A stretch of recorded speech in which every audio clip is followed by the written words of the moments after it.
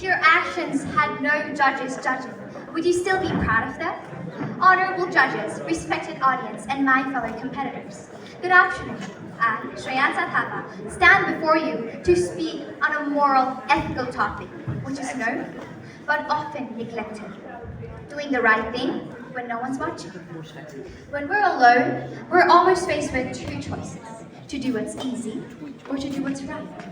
And in that quiet moment, with no eyes judging us, our true character is revealed.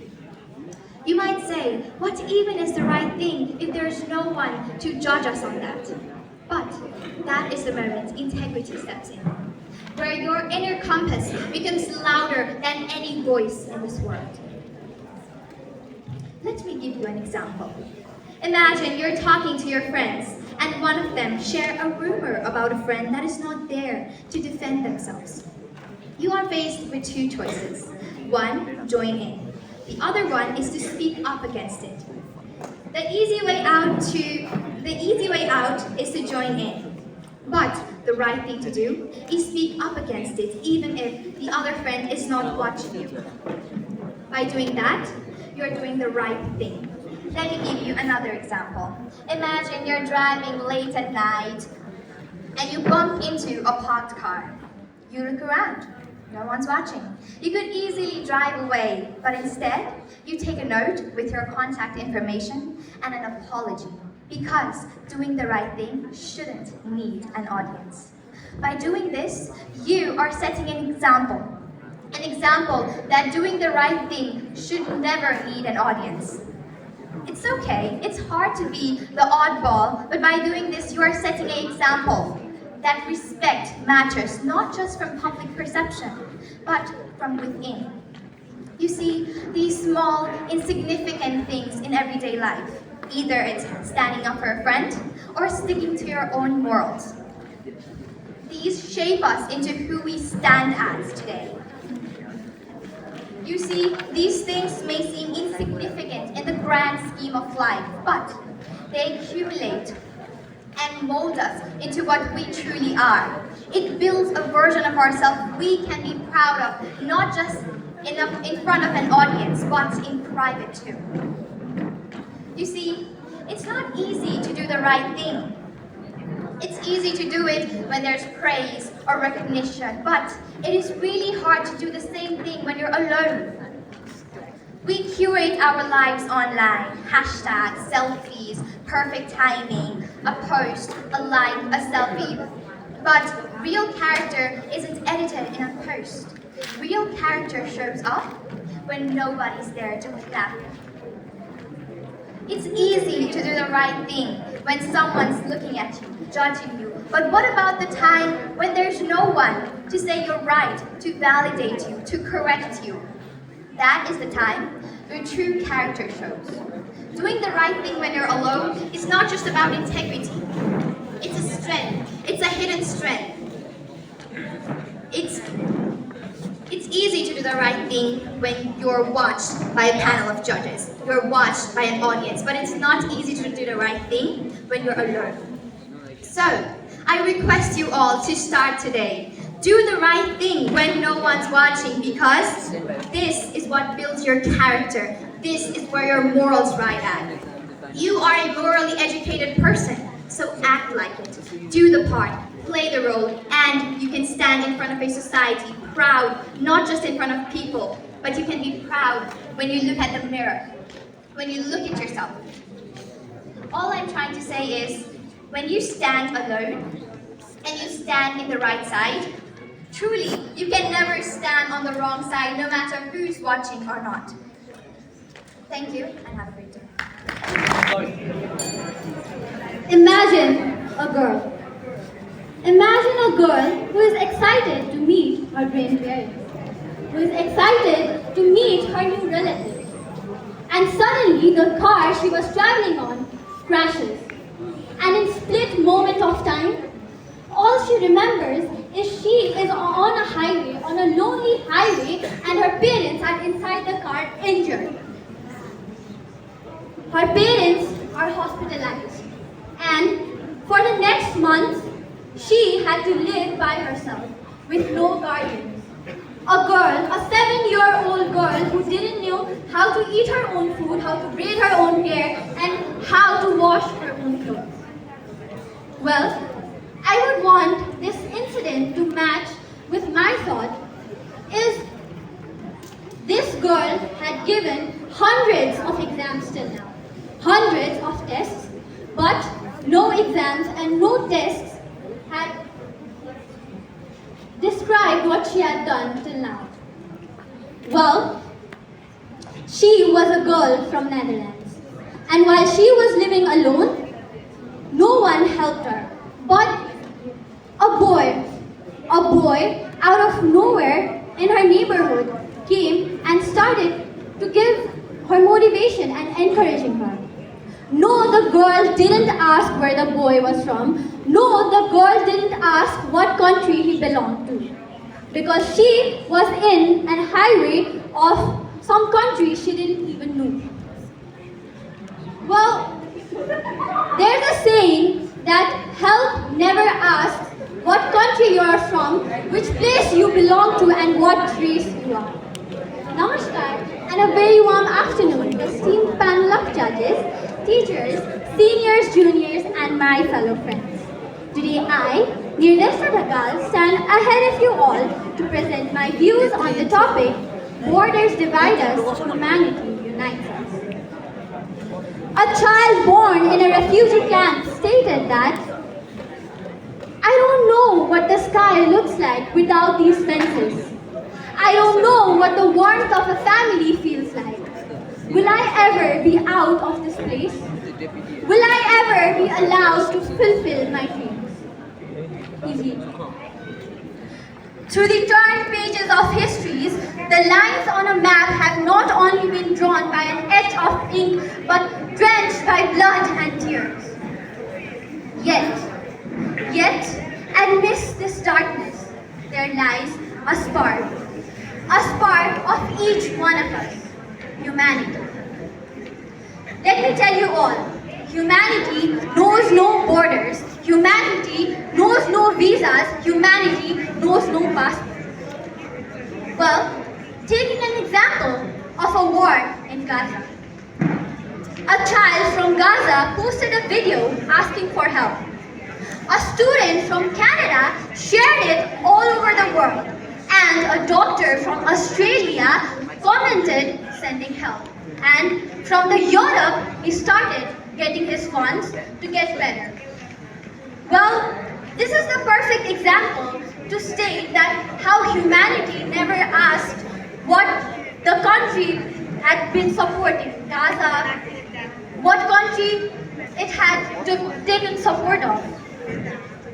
Well, how many of you guys have been supporting football teams or any cricket teams or sport teams?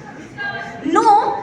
While yes, there are some European clubs and British clubs, but no, you didn't think that, oh my god, once in the history of Nepal, Europeans tried to colonize Nepal, maybe I shouldn't support them.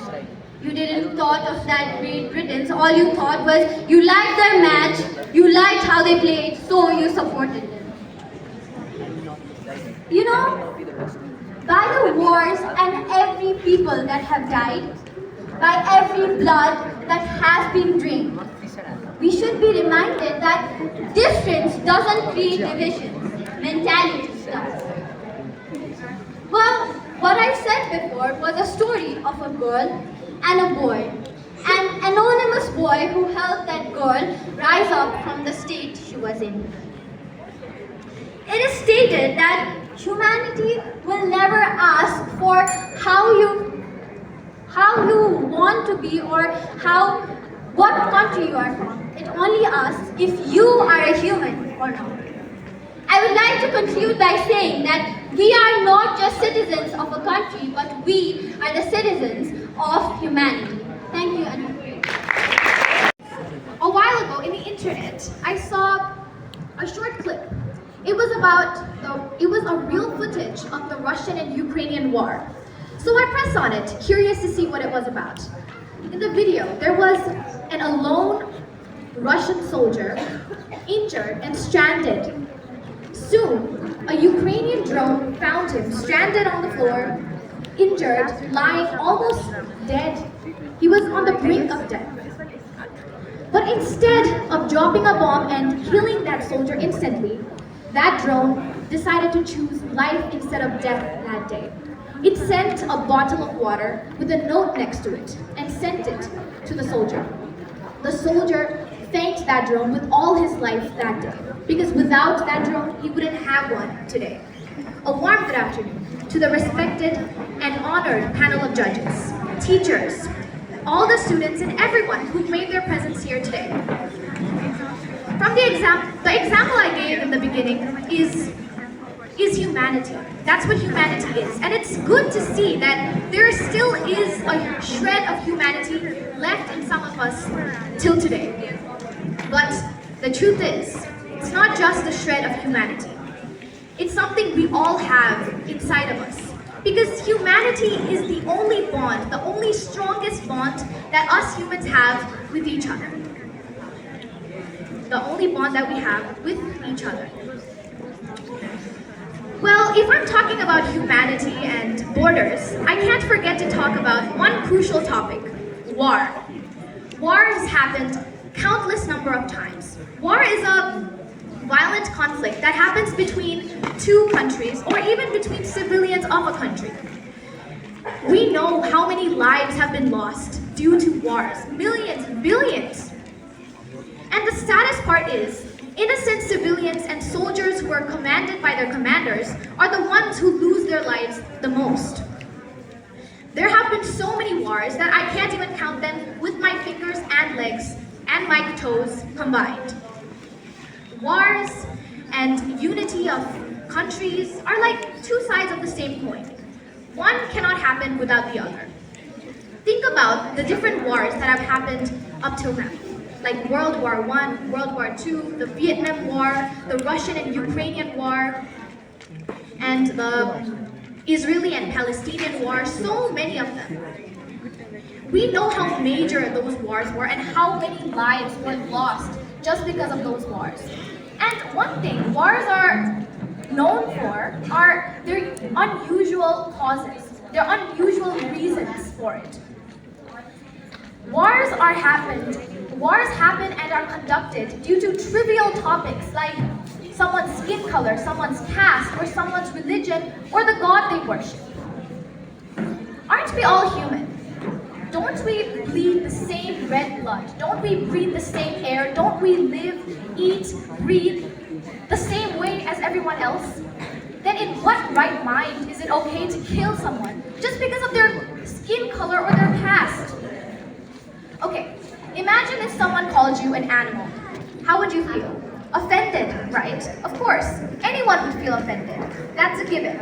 But instead of taking that negatively, how about you think of it positively, in a positive light?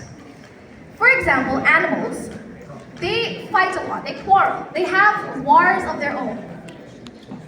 But only for reasonable causes, for survival.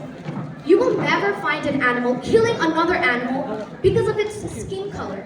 And another animal is a lion. We all know how lions kill every single animal that comes in its path. But do you think a lion would only target a specific animal, only target a specific animal with a specific color? No, absolutely not. It kills everything in its direction, no exception. So instead of thinking of animals so negatively, how about we realize we're the ones who are in the wrong here? We call ourselves the most intelligent and most understanding individuals and most understanding beings of the ecosystem, but we fail to understand such a crucial thing.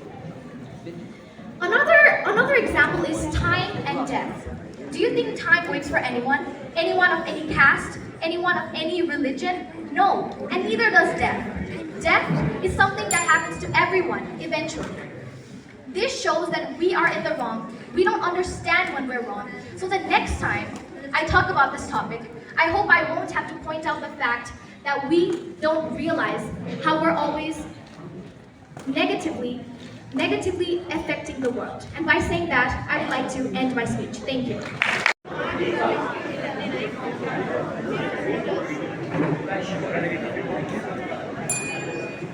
Marks and grades can let the door open, but it's one's character, determination, hard work, and passion that let us walk through it. A very warm good afternoon to everyone present here, including respective panel of judges, all respective teachers, and my fellow audiences. I am Ravi Shankya, and today I stand before you to speak on a topic which is deeply relevant in all our life. Should exams define our future? So, let me begin by asking you a simple question. Have you ever felt that your entire world is being tested just by a 3 hours exam? If your answer is yes, then you are not alone. Millions of students around the whole world are feeling the same pressure. And it is the right time to ask that, is this even fair? Exams are designed to test our knowledge, our learning, our understanding, and sometimes our capability of handling pressure. But it often fails to test our passion, our real skills, and our creativity. If a student scores 95%, then that does not become more capable or more worthy than the one who scores 65%. The most successful people around the whole world, for example, Steve Jobs, Thomas Alva Edison, were not the top scorers of his school, yet their contributions had that power to change the whole world. Why? Because their future was not shaped by the school results. The future was shaped by the idea, their thinking, and their passion. And I'm not saying that exams are useless. They have value in their own case. They are important. They help us in learning, building goals, and developing our confidence. But exams are just a part of our education, not the whole of it.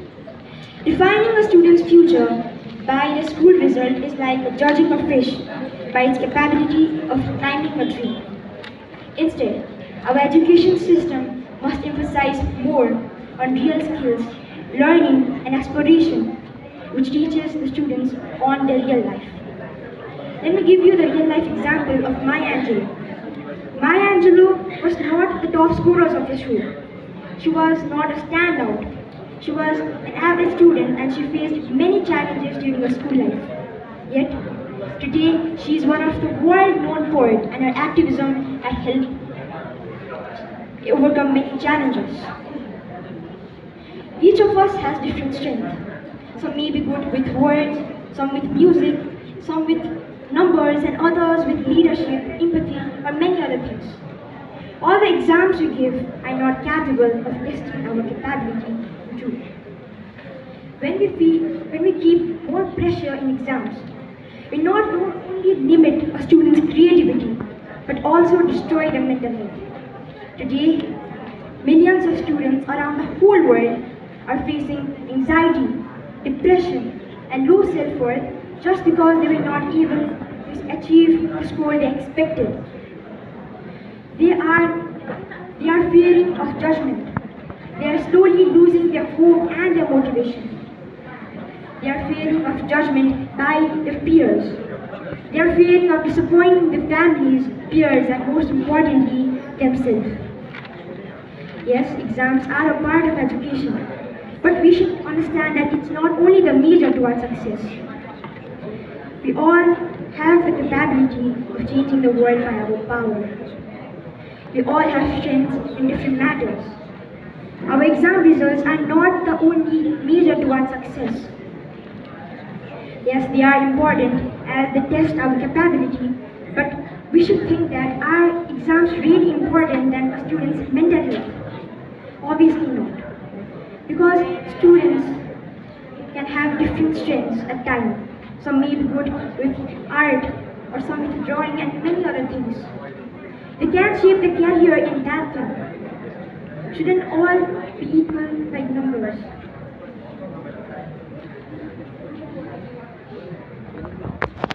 To conclude, I'd like to say that we all have the strengths. We all should define our future.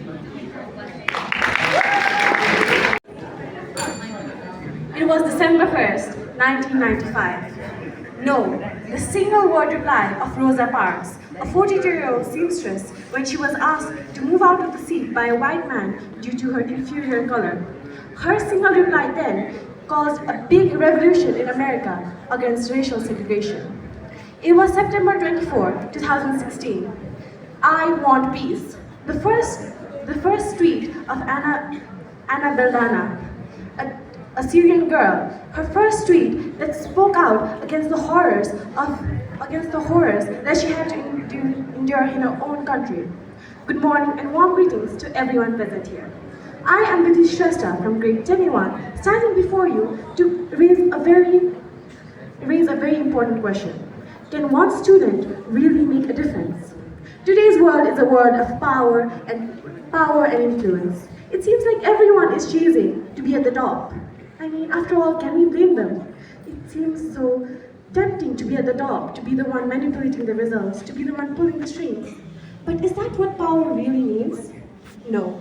Power means the caliber within yourself to stand up and make a difference. It means to be and to do.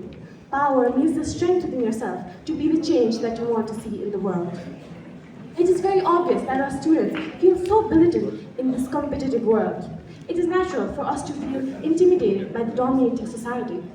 But let me remind you, every one of us is a someone with dreams, a someone with potential, and a someone with power. All it takes is one push for a ripple to become a wave. Just like one spark can start a fire, one stand for yourself, one leap of faith can make you successful. Just like one voice can start a chorus, one question, one protest against oppression can make you successful. Just like one action can cause an entire revolution, one step forward can make the entire difference. Let's look at some examples. Let's look at Emma Gonzalez. She was just a young girl when she had to endure the horrible shootings at her school. It was 2018. Her school had to endure a gun shooting. And then later on, instead of staying back, what did she do? She went up on the world stage and spoke about gun violence. And her action alone created a whole revolution around the world. Everyone spoke about gun violence. She was not even 18 at the time, and yet she made such a big impact. Let's not talk about the Pakistani boy. He was just a child laborer forced into slavery, and yet at the age of 12, he spoke about it and became an activist. What do these people teach us about power? They teach us that power is not constrained by your age, your gender, your nationality, nothing. Do not and never let your age be a constricting barrier. Your age is just a number that defines how old you are. It does not define your potential. Your gender is your identity. Don't let it be the shackles that confine you. Your nationality, your religion, your ethnicity, they are just your identity. They do not define your potential.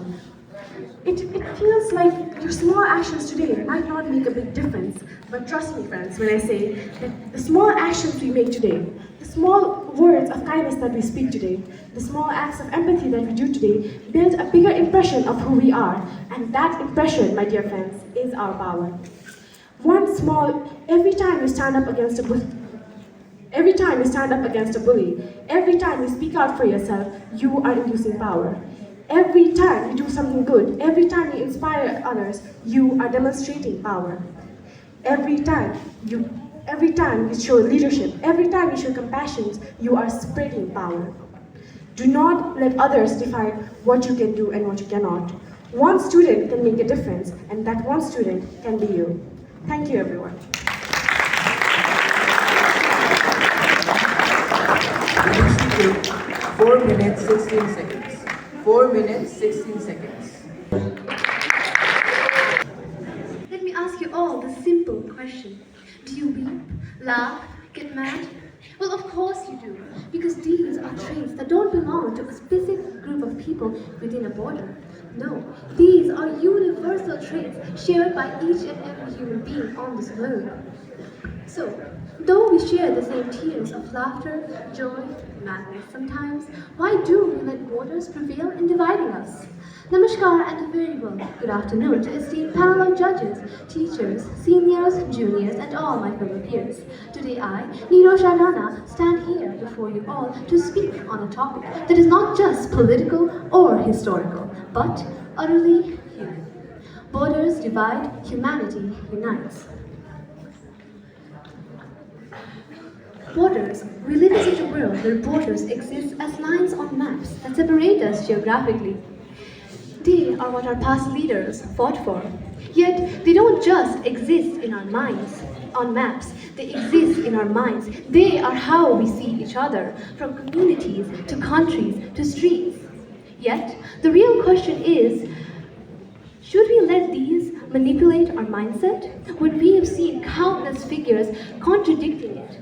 Actually, we've not just seen figures, but entire countries come together despite the borders that divided them.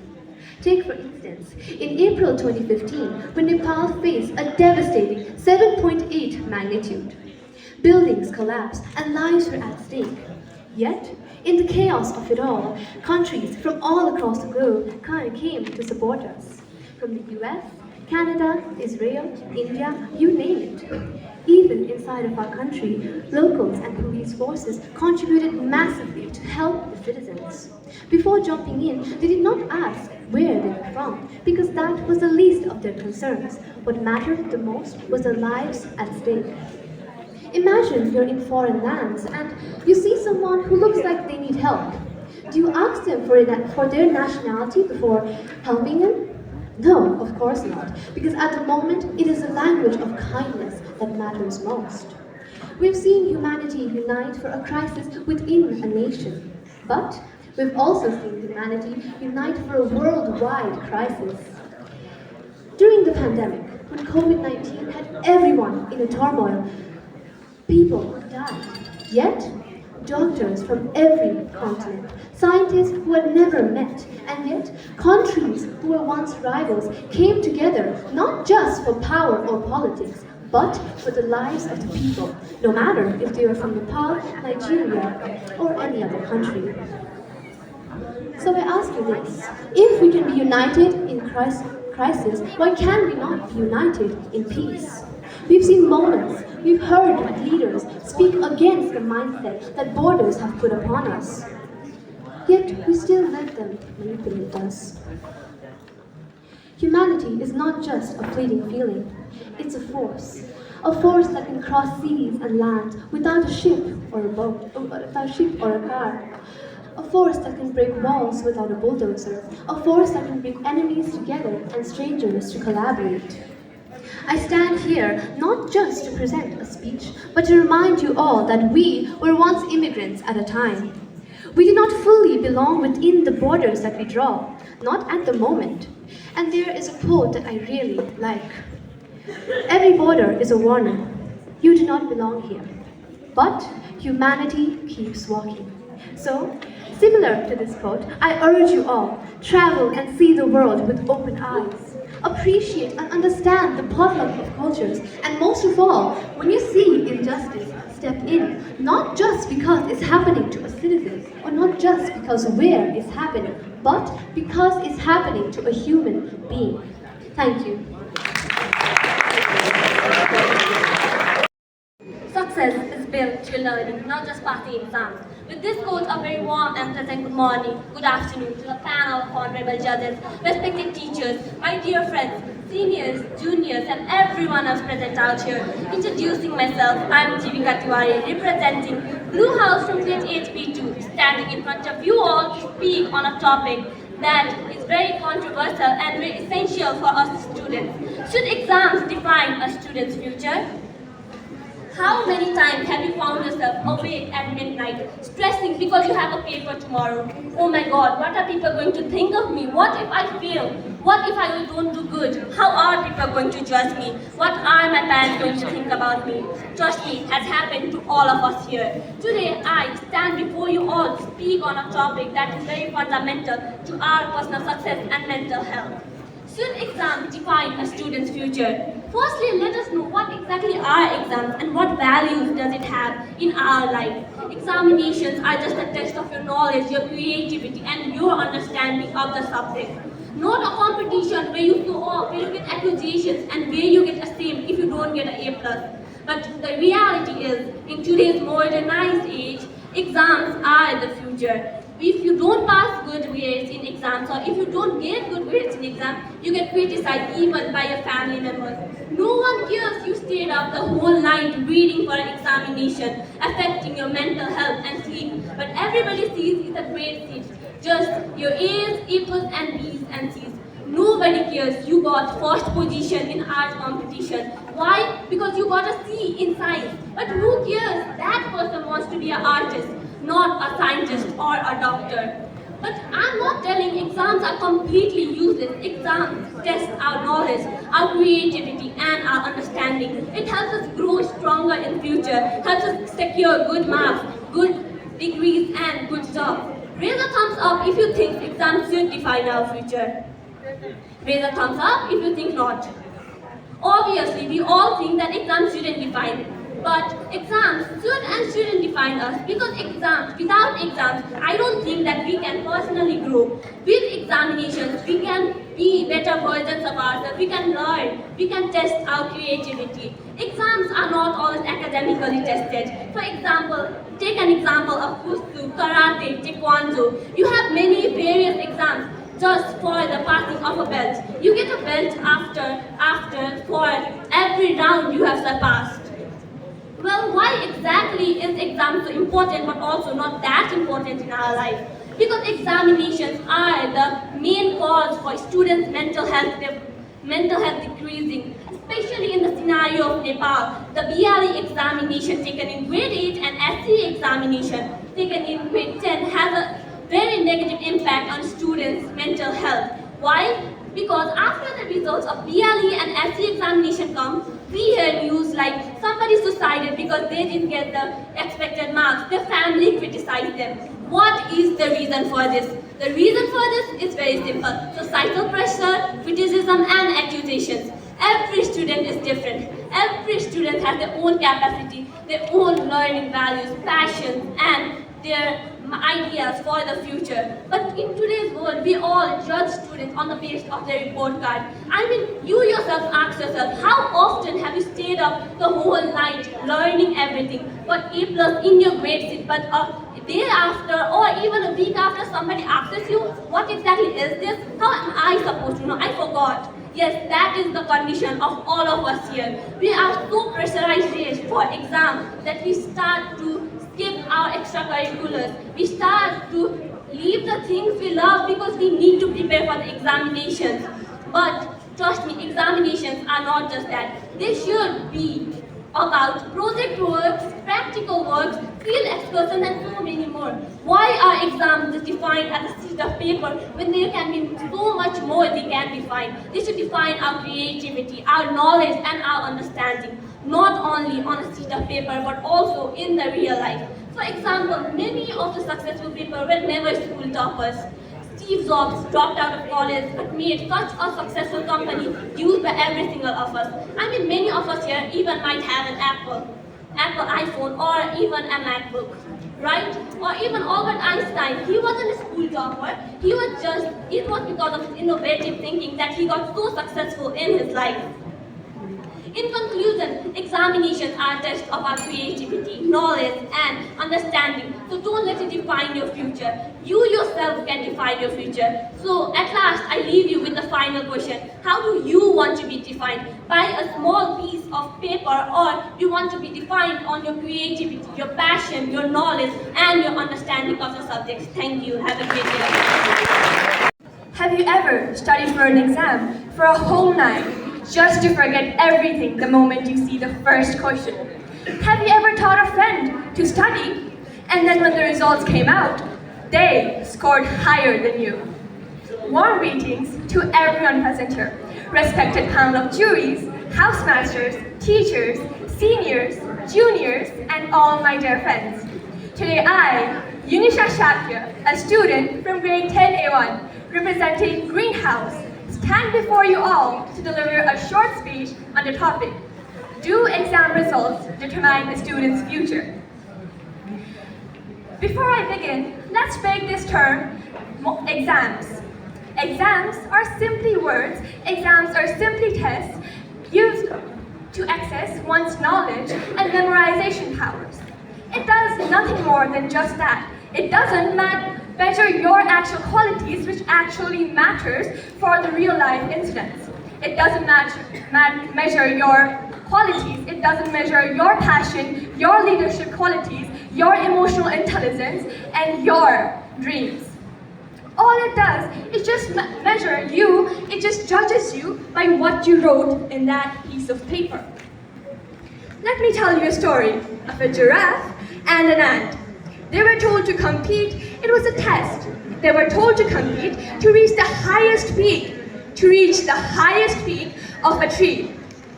Of course, the giraffe stretched its neck and reached to the top, but the ant couldn't. Here, the ant wasn't useless, it wasn't dumb, it just simply did not belong in the test.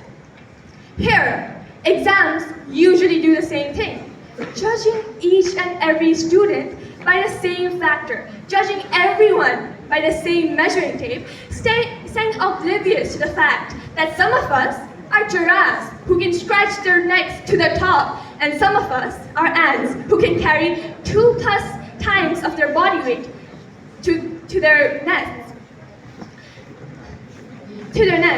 Now the real question is, do exam results determine a student's worth? What do you think? Do they? Obviously they don't. Because all it does is judge everyone by the things they wrote. I'm going to take a famous example. Leonardo da Vinci. He struggled with basic Latin, which was a formal education, which was a basic need required to pass tests in his time. It was a basic requirement, but he struggled. But here, he did not focus on getting his grades back. He didn't chase after what his grades told him. He chased after his dreams. He chased after what mattered to him. He experimented, he explored, and taught himself the things he was interested in. And today, we know him as one of the greatest minds in history. A painter, an engineer, a visionary, and a great mind. So tell me, if nothing in this world can be determined by a single factor, if Nepal's constitution and Nepal, a country, cannot be determined by a single factor, that is why we have 35 different parts. We have 308 articles and we have 9 schedules. And when we add different factors, unique factors like our religion, our culture, our language in the constitution, that is only when Nepal can be represented as a country, Nepal. So tell me, if a single factor cannot determine anything in the world, then how can we say that a single grade sheet to determine that whole of a student? Another example, I can speak of other many examples. The examples which Albert Einstein, who did not go after his grades, he went after what he believed. He went after what he was interested in, what he dreamt of becoming, not his grade sheets. So I stand before you all to encourage you to do what you believe. Because come on, a single grade sheet cannot determine your worth. It cannot measure what you truly are. Because it only judges you based on what you write on that exam paper. It only tests what you write on that paper in a limited time. As beautifully said in Nepali, एक टुक्रा कागजले न त प्रतिभा देखाउँछ न त सपना। हुन त त्यो एक अङ्कले के देखाउँछ जब विद्यार्थीको हिम्मत आकाश छुन तयार छ। What can that one paper ever so possibly show when a student's courage is aiming for the sky? Thank you.